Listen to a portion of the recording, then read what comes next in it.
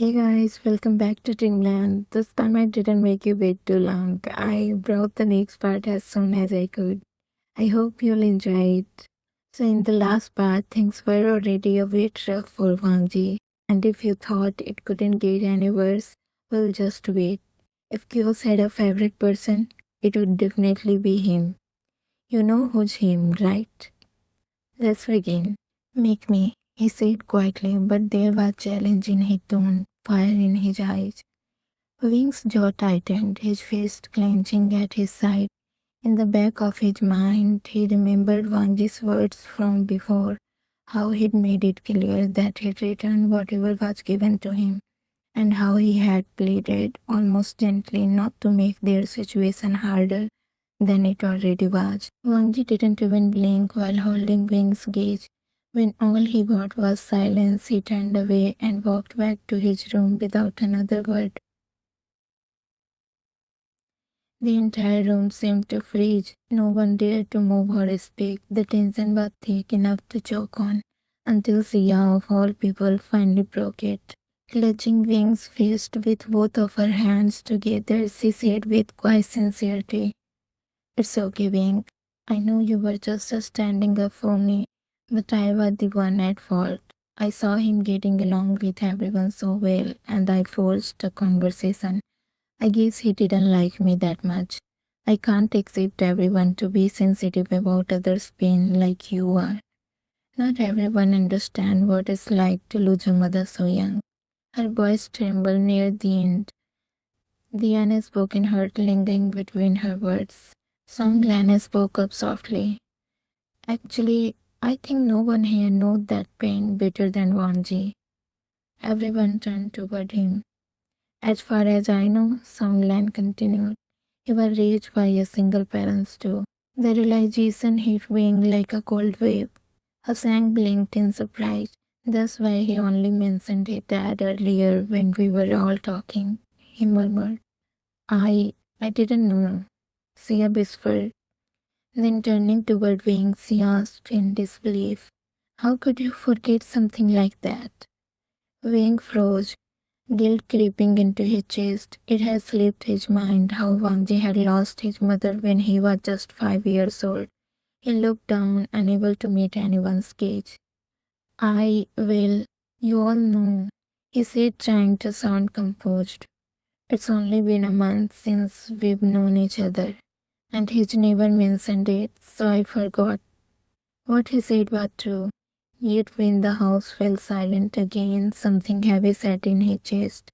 That forgotten truth followed him through the night, haunting his thoughts. When Hassan quietly suggested that he should go and apologize to Wangji, Wing gave it some thought, but pride stopped him. He couldn't forget the way Wangji had stared him down, that calm defiance in his eyes. No one had ever dared to challenge him like that before. Still, beneath all that anger and wounded ego, guilt stirred, unwanted but undeniable. He shouldn't have said those words, but in the end, Wang's ego won. He didn't say a single word to Wangji, just started ignoring his presence altogether, yet ignoring Wangji wasn't as easy as he wanted to believe. Like right now, he was trying to sleep, but Wangji clearly had different plans. The man had been on FaceTime with some girl for the past hour, this late at night, and apparently had no intention of ending it. Wing frowned, staring at the ceiling seriously. Who talks that long about a cold? Apparently, Wangji did, or rather, the girl did. She was the one refusing to hang up, fussing endlessly. Wing scoffed inwardly. Wangji wasn't a kid, he could take care of himself. It was just a cold, something he got after getting drenched in the rain. So why was this girl making such a big deal out of it? Is something going on between them? She kept repeating the same thing for what felt like the 10th time. "Don't forget to take your medicine and drink the ginger soup until that stupid cold is gone." And each word pricked Wing's curiosity sharper. Something's definitely going on. That must be why Wangji was so immune to his charm, why he never showed the slightest interest in him. And Wangji, was he flirting with her? Why didn't he just hang up? What was more shocking, that Wangji knew how to flirt. or that he was doing it in front of him. Before he knew it, Wing found himself mocking that girl under his breath. Oh, please don't forget your medicine and have some ginger soup. He even tried to mimic her sweet, clingy tone, unfortunately a little too loudly. Perhaps Wangji heard him. For a second there was silence, then Wangji turned his head slightly from the sofa, looking toward Wing's side. Wing immediately shut his eyes and pretended to be asleep, cursing himself for being caught. 2 days later, Wing was in his home office working for hours. When he received the call, he welcomed the excuse to stand up and stretch his legs. Still on the phone, he wandered toward the hall and froze when he caught sight of Wangji.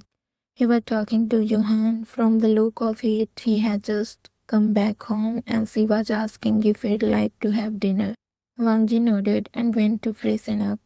But when he returned, Wang's frowned. Instead of eating, Wangji looked around as if searching for someone. Then quietly he began placing all the food Johan had served for him back into the kitchen before heading straight to his room. Wayne just stood there, phone still pressed to his ear, completely thrown off. He couldn't make sense of it. When the call ended, he was still thinking about it. Meanwhile, Wangji lay in bed without dinner. He was hungry, yes, but he didn't feel like eating. Even when it had been just him and his father, he had never eaten alone in silence. That was why he'd secretly enjoyed the dinners even with Madame Leo's cold stares and Wing's silence. But quietly skipping dinners stopped happening after that day. Now whenever he missed dinner, it was Johan who waited for him, always staying up until he finished eating. Once he told her it was rude to keep her awake so late. She had only smiled and said softly, "Don't worry, it's my job." She had a soft spot for him, and in her heart, she always hoped that one day everything between Wangji and Wing would work out. She even told herself that no one would be a better partner for Wing than Wangji. But lately, it had become a problem because Wangji never treated her like a maid. Just yesterday, he'd asked her to sit with him while he ate. When she refused, he had sighed, saying, "No one's going to see it anyway." But she was afraid. What if Wing saw them? After all, it was him who had told her to keep Wangji company whenever he had dinner late. The next day, around late afternoon, Wing and Sia were having lunch at a classy downtown diner. They had just wrapped up a meeting with an important client. Sia was practically glowing with excitement. Tomorrow was the big gala, and she'd be going with Wing. For her, it wasn't just an event, it was a date. Not that she would ever say that out loud. After some hesitation, she asked sweetly, "Wing, could you come shopping with me? I'm not sure what to wear for tomorrow evening. I thought of getting a gown that matches what you're going to wear. After all, I'll be walking beside you in front of all those cameras. I should look the part, right?" Wing didn't even look up from his drink. "You can buy anything you like," he said calmly. "But this time you won't be the one walking beside me." Sia blinked. "What?" "I'm taking Wangji," he said matter-of-factly. "It'll be a good chance to make a public appearance together and clear those rumors, so that everything's fine between us." The words hit her harder than she accepted. For years that had been her place, standing beside him at events, smiling for the cameras. How could he replace her so easily? She forced a smile, trying to convince herself it was just one-time thing, just for show. But the bitter taste in her chest told her otherwise. "Fine then," she said finally, her voice light but her eyes hollow. "I'll see you there. Adieu, Sia." He nodded with a small smile, and they both left for their separate destination. Wangji was still quietly fuming about that day. He didn't even know why. He couldn't explain what exactly he had accepted from Wing. But when Wing told him they were attending the gala together this morning, Wangji couldn't say no. Though now he was beginning to regret it. He had never been to such an event before, and he was supposed to be ready by 7. The closer the evening came, the more he regretted agreeing at all. First, he hated crowded places. Second, it was always chaos whenever the two of them were together.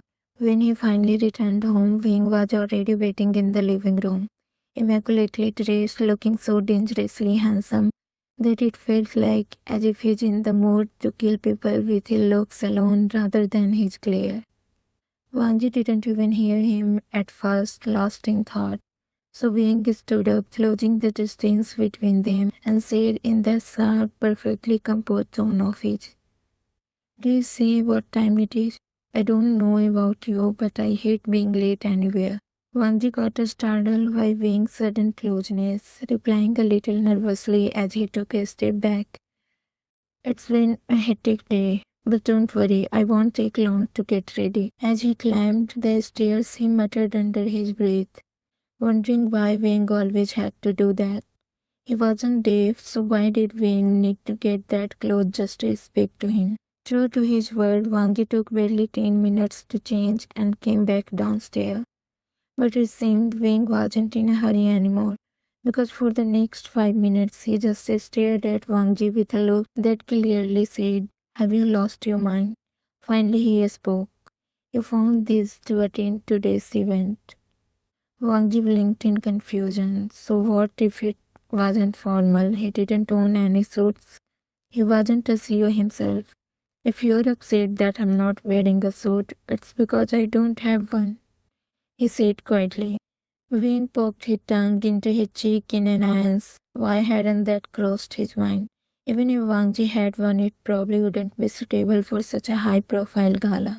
And with so little time left, shopping was out of the question. There left only one option. Wangji would have to wear something from his closet. So he offered, but he hadn't accepted the subtle frown that crossed Wangji's face when he mentioned it. Maybe Wangji didn't realize what kind of suits he owned, or maybe he did, and that was the problem. Still, there weren't any other option. Wangji already felt out of place at such events. He didn't want his clothes to make it worse. When he finally emerged dressed in Wing's tailor suit, there was a faint scowl on his face. He clearly didn't like it, but it fit him perfectly, almost too perfectly. Wing wasn't surprised by how breathtaking he looked in it. The suit seemed made for him, but something was missing. Then it clicked. "Where's the tie I gave you with that?" he asked. "I didn't know how to tie it, so I thought I'd skipped it. It looks fine anyway," Wangji said matter-of-factly. "It's not fine," Wing muttered, grabbing the tie and walking up to him. He went straight for Wangji's neck, but the sudden action made Wangji flinch. "What are you doing?" he asked, startled, taking a step back. "What does it look like?" Wing snapped. "Do you have a better idea than letting me tie it?" "Yes, I'm not going to wear it," Wangji said firmly, as if that settled everything. Wing, not in the mood for another argument, grabbed his arm and pulled him closer. "Be still," he ordered, locking eyes with him. Wangji just nodded, gulping nervously. He didn't know why he always got flustered whenever Wing came this close, while Wing seemed completely unaffected. To avoid his gaze, Wangji looked elsewhere, and thus when he noticed Wing's move, the same one he'd noticed in the photo the first time he saw him, that tiny detail had caught his attention. Even then, he snapped out of his thoughts when that mole disappeared from view, because Wing had tilted his head, looking at him with a teasing glint in his eye. "I didn't know you had those kind of thoughts too," Wing said, smirking wider. Wangji blinked, confused. "What kind of thoughts are you talking about?" Then realizing what Wing meant, he stammered. "I wasn't. I was just thinking about something from the past." But before he could finish, Wing tugged him forward by the freshly knotted tie, closing the small gap between them. Wangji froze mid-sentence. "No need to cover up," Wing murmured with a deep, amused voice and almost wicked grin.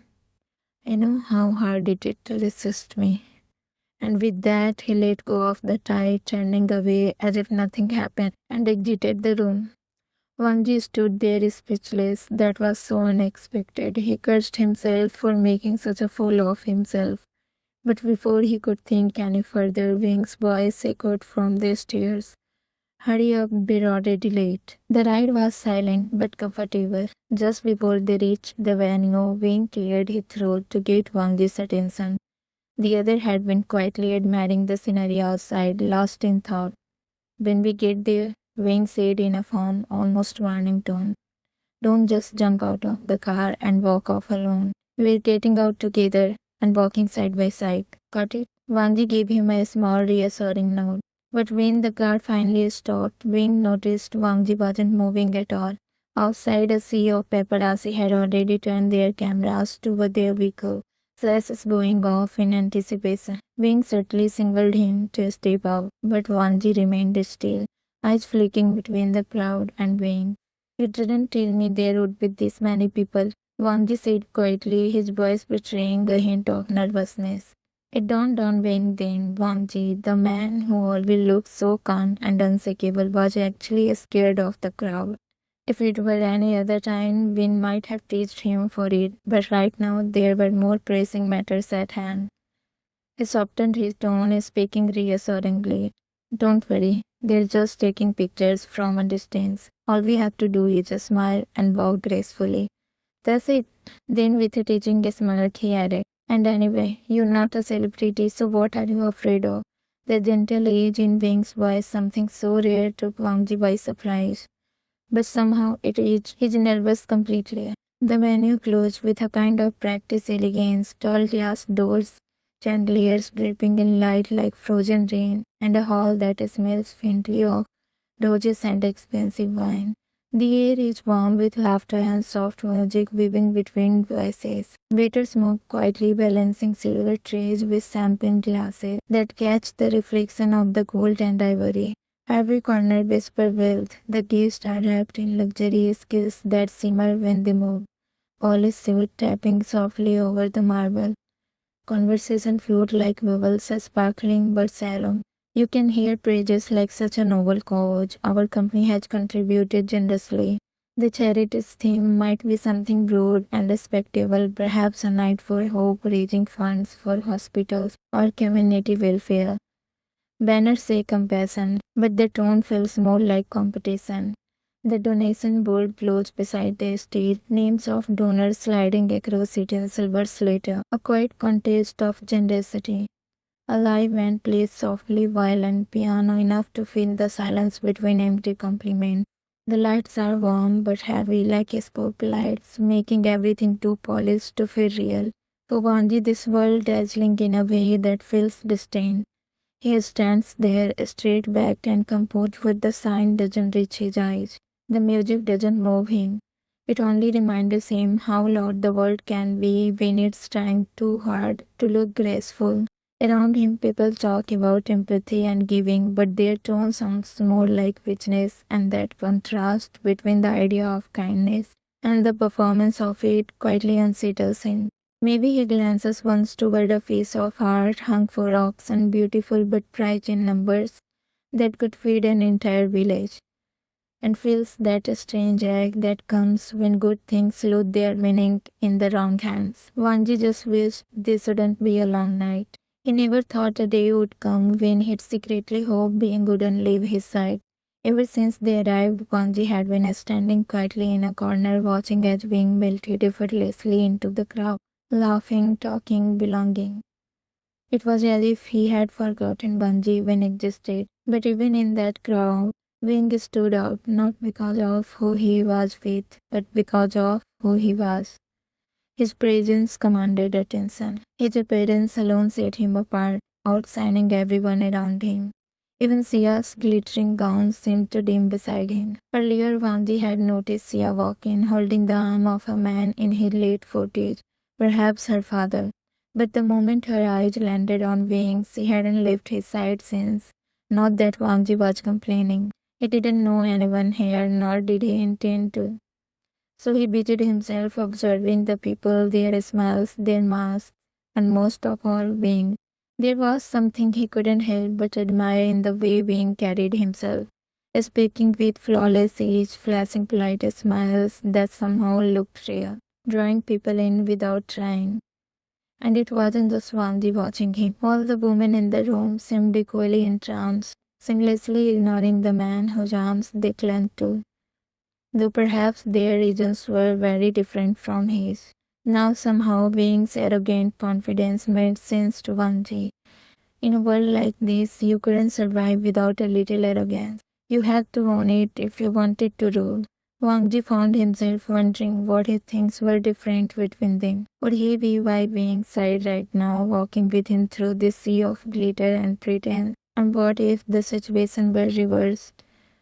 If Wing were in his world, how would he fit in that small, cozy apartment in Banji's quiet life all around Soyan?